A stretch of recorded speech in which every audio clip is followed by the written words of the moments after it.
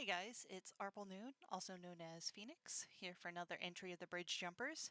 This time we have Chapter 7. You can read any of my Undertale AU content on archiveofourown.org, also known as AO3. Simply search for arplenoon. Summary. Nightmare explains to Killer Sans why he favors Murder Sans over him.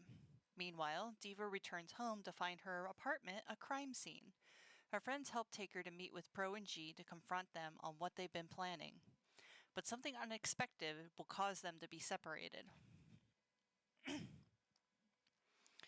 As Murder headed up the stairs with the food, Nightmare watched. He picked up the stir-fry with his fork. It wasn't bad, simply he had no stomach for it, as greater fruits lie waiting. Killer grumbled, setting his plate aside as he looked at Nightmare. You know he's gonna be trouble. Why do you bother keeping a murder anyways? They have no loyalty to you. Do you truly desire to know? I asked, didn't I? Your jealousy reeks enough as it is. The mere mention of my jealousy is proof enough you favor him over me. Just tell me why. Nightmare sighed, leaning his head on a fist, gazing longingly back at the staircase. Never came a poison from so sweet a place. Unlike you, my bloodthirsty killer, whose flavor I still enjoy, the energy that festers off murder is far richer. Sure, I revel your sadism, but the guilt that seeps from a good man forced to commit evil, that I could not live without. The possessed Sans gritted his teeth, eyes squinting. You're telling me you keep him because he's a good person at heart? Who is to judge good from evil? Murder refuses to submit to the joy of suffering, and that makes him so invigorating. Killer folds his arms, leaning back against the wall. So what? Should I start feeling guilty about the things you have me do? The Fey Lord laughed. Hardly. If you even attempt to feel guilty, it'd be cheap. There's no reason to make this a competition, my dear killer. You are both valuable to me in different ways. Fine, whatever. What's your gardening project? How's your gardening project going? Killer huffed, pretending to care. Oh, I'm so glad you asked, he said, rising from his seat. Follow me. He heard Killer groan, but obey. They tread from the castle and down into the courtyard where the roots of the world tree stretched down. The apples that grew there had ripened to a blood red. Nightmare plucked two with his roots, bringing them into his hands. Are we making a pie? Killer smirked, folding his arms. Far more than a pie. News from the OT tells of refugees who've learned how to navigate the multiverse in ways they shouldn't. If this knowledge spreads, there will be more trouble for me as well as my brother's lackeys. So some idiots are poking around the multiverse. You want us to take care of them or what? Indeed. But first, I must test if my gift for my brother is ready, he said, opening a portal that led back into the castle. As he entered, he could sense gratitude for Killer for not having to walk all those stairs. The both of them stood outside Horror's door. Nightmare knocked. What's going on? Said Murder, who came around the corner. A demonstration, said Nightmare. Who is it? Horror grumbled on the other side. You know damn well who it is. Open this door, or you won't have a door to shut yourself behind. A frustrated growl, Horror came and opened the door. It wasn't locked anyway, he grumbled. I have a treat for you, Nightmare smiled before handing him the red apple. Eat it. Horror tilted his brow. Obviously this was no peace offering. He shared a glance with Murder before carefully taking the apple in his hand. What is it? It's an apple. What else does it look like? Said Nightmare. What's it gonna do to me? Said Horror, already suspecting something. But Nightmare tilted his head. I could just make Murder eat it if you'd rather not. As the Fey Lord reached for the fruit, Horror pulled it away. No, he sighed. I'll do it. Excellent. Then get on with it. Horror, Murder uttered in concern. Staring back at Nightmare, Horror bit into the apple once. In an awkward silence, he threw the rest He threw the rest of the whole fruit into his mouth, chewing and swallowing it all. In a moment, the essence of the apple cut through his body, threading the bone and seizing his soul. As Horror collapsed to the ground, writhing in pain, the terror and nightmare seized from Murder was all the more delightful.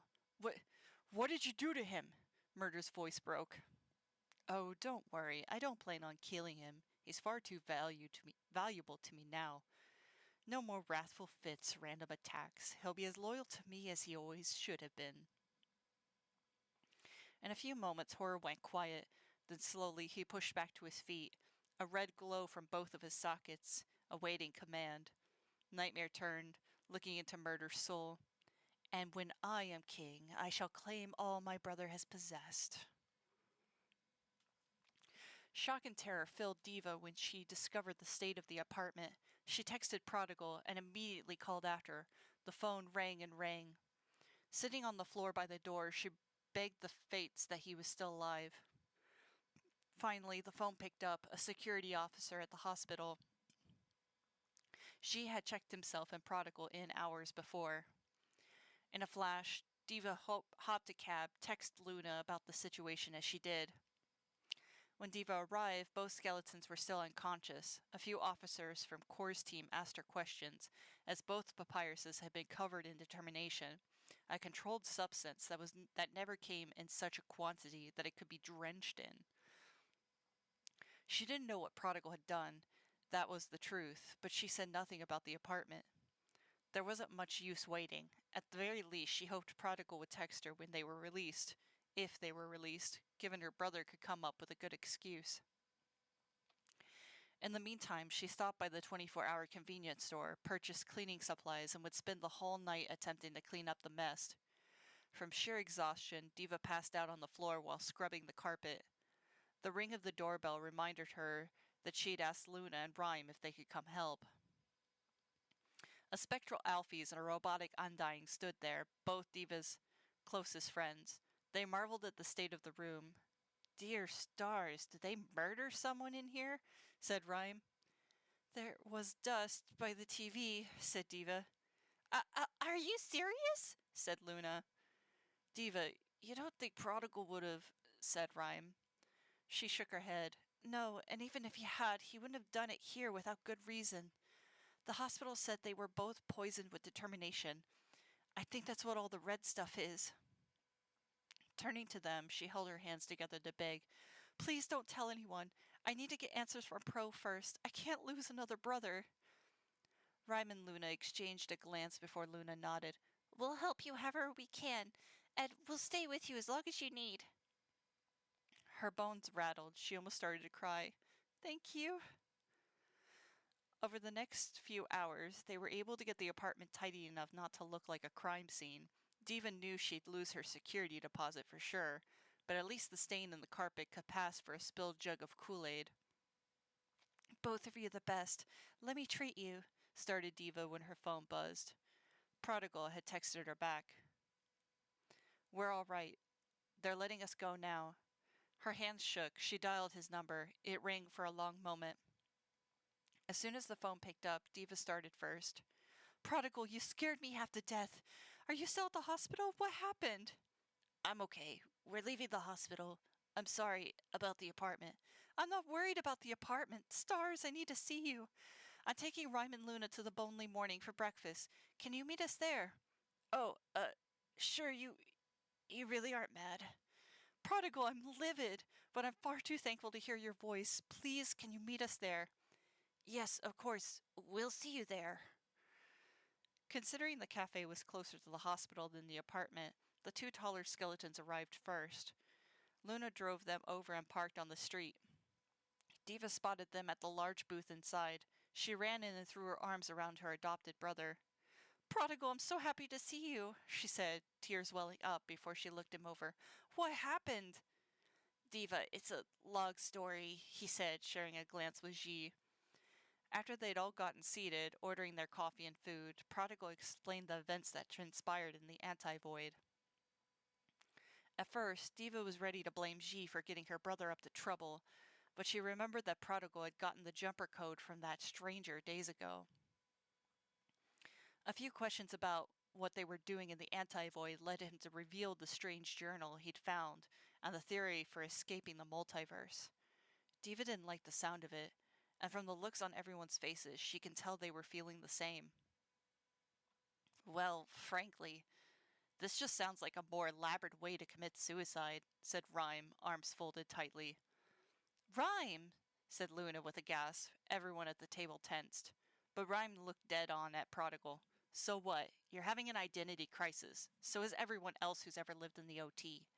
But you've got Diva here, who loves you to death, and now Zhi. You just want to leave them behind because you can't be the only person to call yourself Papyrus anymore? Shoulders stiffened. Prodigal lowered his head. He fiddled with the book in his hand and mumbled a no. Prodigal, is there something else that's bothering you? Said Diva. Pro didn't like talking about his past, leading her to suspect something more. Prodigal seemed to shrink inward just a bit more, his eyes dodging away as if contemplating an escape. Luna elbowed Rhyme gently in the robot's side. I'm sorry, that was really harsh. But even if your theory is correct, shouldn't someone with the right authority and resources look into it? Besides, if your trip yesterday into the anti-void is any proof, jumping in between universes just on a whim seems really dangerous. They were all quiet a moment. Diva took a breath and reached to touch Prodigal's arm. Their eyes met. Prodigal, I'm sorry about Mother River. He sighed. It's okay. A blast of light, the air around them combusted in a thunderous explosion. Diva felt herself thrown over furniture and debris, barely remaining conscious. Her hearing rang as screams cried out around her. Diva gasped, not yet feeling the pain, but feeling her chest and left sleeve fill with blood. When she went to breathe, there was pain, shooting through her soul like a knife. Prodigal? She cried, stumbling to her feet. The storefront had been completely disintegrated. Through the dust, 5 figures stood, 4 in shadow, 1 in light. Squinting, Diva could see the form of Dream come into view, but something was very wrong. Parts of his skull and body were dislocated, floating in place, his eyes dark. A black smoke floated from the broken pieces. 2 of the figures ran off, charging towards the hospital as Dream turned to the others. I wish the bastard's dead, have it suddenly performed. A pair of insectoid wings appeared on Dream before he flew towards the hospital as well. Diva tensed as more explosions followed. Her instincts told her to duck and hide as the 2 figures approached through the smoke, but she was filled with fear, wondering where her companions were in the rubble. Rhyme? She coughed. Luna? Diva, over here! She heard Luna, whose incorporeal form allowed her to pass through the debris. A moment later, Rhyme stood, shoving the whole booth off of her. Where is she and Prodigal? Said Diva, looking around as the other survivors pulled themselves up. Get down! Cried Rhyme, pulling Luna and Diva into her arms as a rain of bone attacks fell around them. Lifting her head, screams filled Diva's ears as monsters fell around them, many turning to dust. This was bad, really bad. She stood up, pushing against Rhyme's grip. Diva, wait! I have to find my brother, she cried, climbing over scattered wood and booth stuffing. So, this is the OT. It's everything I ever dreamed it would be. Asan's voice rose over the noise, followed by giggles. And look here, I think we found our targets. Diva pulled herself over the pile and gasped. Zhi attempted to stand, sheltering Prodigal in his arms. At least they only seemed a little injured. However, now she could see the 2 attacking figures more clearly. Murder and killer, she breathed. You'll have plenty of victims to play with. Let's just finish these 2 and move on, said Murder. The hooded skeleton lifted a hand as a gaster blaster with red eyes appeared, charging its attack. Zhi's eyes widened. He attempted to move and pull Prodigal away, but stumbled onto his knees. Diva grunted, throwing her arms out. She summoned 2 geoid. Geode?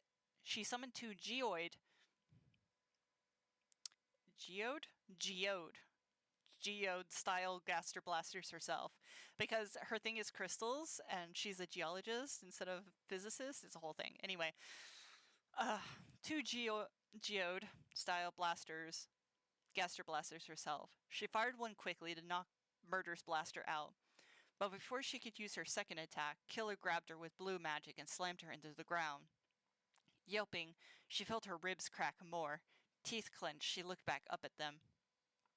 "Ah, that one's got a little LV," Killer laughed. But the expression on Murder's face, those red eyes shifted white. Recognition, terror. He looked like he'd seen a ghost. Zhi cried out, summoning a bone sword, and charged at Killer. The possessed Sans dodged, drawing Murder's attention for a moment before he looked back. Diva felt him grab her with blue magic and throw her, through a portal, landing on a stone floor. The landing was softer than expected, a dungeon cell. Nightmare's castle. "Diva!" she heard Prodigal cry. Her eyes met with Murder's once again before he sealed the portal. "Prodigal!" Diva called, running up to the wall, touching nothing but stone.